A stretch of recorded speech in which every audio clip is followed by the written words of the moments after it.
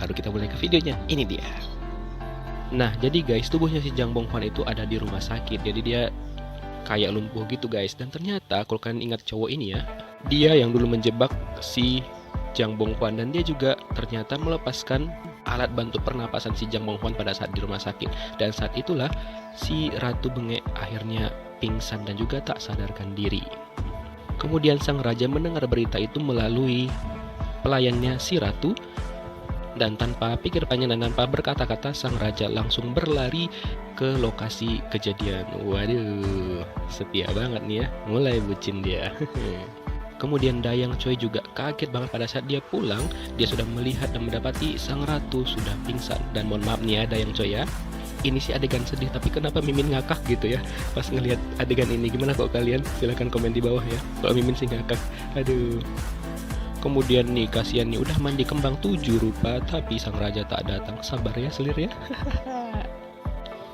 Nah, kemudian dokter yang sudah mengetahui tubuh Jang Bong Hwan itu dicabut alat pernapasannya, dokter dan juga perawat di sana langsung mencoba menyelamatkannya, dan untung saja mereka berhasil menyelamatkan si Jang Bong Hwan, dan akhirnya dia sadar, tapi dia lumpuh dan nggak bisa ngomong sama sekali guys. Nah, sedangkan si ratu, karena jiwanya si Jang Bong Hwan sudah di tubuhnya, sang ratu masih belum sadarkan diri, dan mereka berpikir bahwa sang ratu itu seperti itu karena diracuni. Dan dari sini nih kita lihat bahwa kemungkinan besar si teori yang mengatakan jiwanya Jang Bong Hwan dan juga si Soyong itu kayaknya satu jiwa, di mana Jang Bong Hwan itu adalah reinkarnasinya ratu. Mungkin aja ya, dan masuk akal ya kan. Nah, setelah itu si ratu langsung dibawa ke balai gitu sama si raja, dan di sana si ratu itu sempat sadar setelah tabib melakukan ritualnya gitu ya, tapi cuma beberapa detik aja. Setelah itu sang ratu bengek pingsan kembali.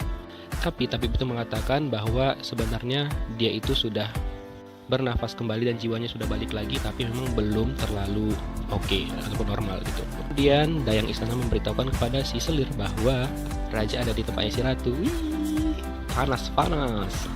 Nah, kemudian si Ibu Suri ternyata melakukan ritual untuk menjebak ratu gitu teman-teman, dan dia juga bergabung dengan si Selir Kimprit.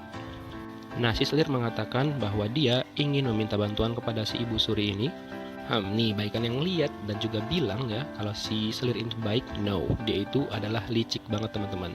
Jadi dia memang tujuannya adalah untuk mengalahkan sang ratu. Nggak akan bisa, lihat aja lu. Kemudian sepupunya ratu akhirnya mendapatkan informasi mengenai kain yang dia cari dari salah satu kasim kerajaan, dan ternyata itu ada hubungannya dengan pangeran Yeopyeong. Wow. Setelah itu Ibu Ratu Agung juga diberitahukan oleh pamannya si ratu tentang rencana dari si Ibu Suri dan juga si Selir, dan tentu aja si Ibu Ratu Agung langsung marah banget mendengar hal tersebut, dan dia langsung pergi bergerak ke sana. Nah, sedangkan nasib si ratu yang belum sadarkan diri dijaga sepanjang malam sama sang raja. Wah, romantis banget ya mereka. Dan di sini terlihat banget kalau tatapan raja itu memang sudah tulus banget sama sang ratu, nggak pura-pura lagi seperti sebelum-sebelumnya. Selir, bahaya nih posisinya ya kan. Setelah itu pamannya ratu juga memberitahukan kondisi ratu kepada sepupunya. Dan ya, karena sepupunya kan juga suka nih sama si ratu, otomatis dia langsung panik dan berusaha untuk mencari cara agar menyelamatkan si ratu. Kemudian kita beralih kepada eksorsis ataupun perdukunan yang dilakukan oleh Ibu Suri dan juga dukun di sana ya teman-teman. Dan untung aja itu langsung keciduk sama Ibu Ratu Agung. Dan dia pun nggak tahu mau ngomong apa lagi karena udah keciduk gitu loh guys. Dan dia meminta maaf dan memohon ampun kepada Ibu Ratu Agung. Awalnya Ibu Ratu Agung ini nggak mau maafkan dia karena kesalahan itu udah fatal banget. Tapi kayaknya si Ibu Suri ini mempunyai rahasia si Ibu Ratu Agung yang berhubungan dengan kematian raja sebelumnya. Kira-kira apa ya? Nah, oleh karena itulah dia kayaknya dibebaskan sama si Ibu Ratu Agung ini. Nah, Mimin penasaran nih, apa penyebab si raja terdahulu itu bisa meninggal? Kemudian sepupunya ratu nggak ada akhlak gitu ya jatuhnya, jadi dia main masuk-masuk aja ke tempat ratu dan juga si raja. Nah, dia juga mengatakan pada sang raja bahwa si Selir itu terlibat dengan hal ini. Tapi ya si raja juga kan masih bucin sama si Selir. Dia percaya bahwa si Selir itu gak mungkin melakukan hal itu karena dia orang yang baik. Belum tahu aja gimana aslinya ya kan. Dan sang raja pun tidak memperbolehkan sepupunya ratu untuk masuk ke ruangan itu. Dan dia juga mengancam jika sepupunya ratu pergi ke sana, dia akan memotong tenggorokannya. Wadaw. Dan di sini ini sih aura rajanya kelihatan sih kalau menurut miminnya guys. Nah setelah itu karena di istana kurang aman oleh si ratu, jadi si raja ini tuh mengirim sang ratu untuk keluar dari istana agar keadaannya aman, dan hal itu terdengar oleh si selir. Dan di sini nih si selir itu kayak pura-pura nggak tahu tentang apa yang sudah terjadi gitu loh. Jadi kelihatan banget dia tuh benar-benar bermuka dua gitu loh. Licik banget sini orang. Jadi dia bilang ke raja kok dia nggak tahu apa-apa mengenai apa yang terjadi dengan si ratu. Lihat aja ya, Mimin nunggu banget nih scene dimana kebohongannya itu ketahuan sama sang raja. Gedek. Nah kemudian sepupunya ratu akhirnya bisa bertemu dengan sang ratu walaupun dalam keadaan pingsan karena sang ratu ternyata dibawa ke rumahnya guys. Dan besok harinya tiba-tiba aja sang ratu itu sadar dan dia bingung kok tempatnya banyak emas gitu dan juga terlalu berkilauan gitu loh. Dan ternyata dia itu emang dibawa ke rumahnya dia gitu, dan pelayannya sang ratu pun itu happy banget karena sang ratu akhirnya bisa bangun kembali guys. Dan dia juga menceritakan apa yang sudah terjadi kepada sang ratu selama dia pingsan dan tak sadarkan diri.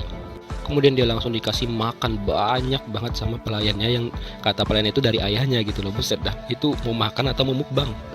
Kemudian pelayannya ratu juga mengantarkan sang ratu untuk didandanin gitu guys.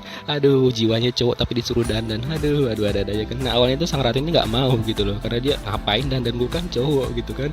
Dan dia beralasan dia tuh udah cantik alami gitu. Tapi ujung-ujungnya dia mau juga melakukan dandan. Nah selama dia berada di rumah nih guys, ternyata ingatan sang ratu ataupun si Kim Soyoung itu mulai terlihat, dimana dia ingat bahwa hari itu adalah hari ulang tahunnya, di mana hari ulang tahunnya merupakan hari kematian ibunya juga nih guys. Dan di sini juga terlihat dia mengingat masa lalunya pada saat dia mengenang ulang tahunnya di waktu kecil bersama ayahnya.